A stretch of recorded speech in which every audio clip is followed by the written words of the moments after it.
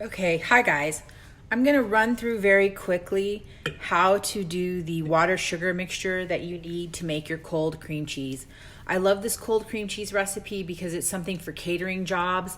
Works really well. You can make 300 or 400 of them, wrap them very tightly and store them in the freezer for a month or however long you need them, and then just pull them out as you need them.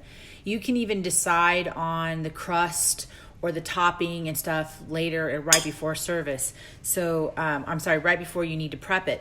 So it can handle any number of combinations. This gives you a kind of a plain cream cheese formula, so that way you can put your own spin on it as you need to. It does have a little bit of lemon zest in it, so it has some flavor, but not a whole lot. Okay, so in one bowl, you're going to mix the cream cheese and the icing sugar, which is basically powdered sugar, together. If you'll notice in the recipe, everything is weighed in grams. Keep these grams exact. All of your ingredients are to be weighed, including anything liquid. So if you'll notice, the amount of water in this recipe is 62 grams. Weigh that on a scale. Make sure that you zero out the container that you're measuring it in, and be as precise as possible. So in savory cooking, we call the instructions to a food item a recipe, and in pastry, it's often referred to as a formula for a reason, because things are supposed to be very exact. So I've measured out the sugar. The sugar is 180 grams, and I've put the heat on low. Don't try to speed this process up too much because you'll just burn the sugar. And once sugar starts to burn, it'll keep burning even when you take it off the heat, because of the sort of chain reaction.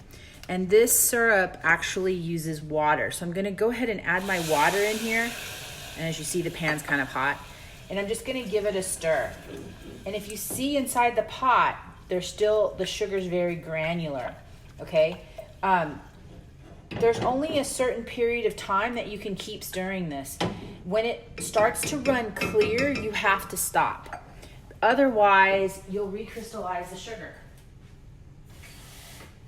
The only reason why I'm adding a little bit more water into this container is so that I can wipe down the sides of the pot as I cook my sugar sauce. Now I'm gonna need to take this all the way up to 121 degrees Celsius, which is 250 degrees Fahrenheit. And usually at about 248, 245, I'm watching it really closely because the climb of the last 10 degrees is actually very quick.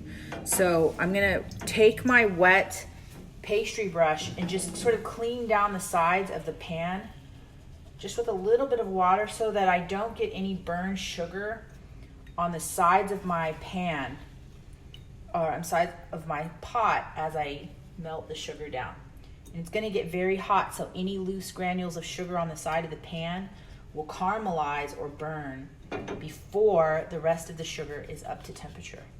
So I'm just cleaning and keeping clean the sides of my pan. So it's gonna basically look like it's coming to a boil. And actually the water function in this really helps to just prevent it from burning too quickly. So you can kind of see what's going on in there. Not a great view, I'll show you in just a second. But I also wanted to tell you about these two thermometers.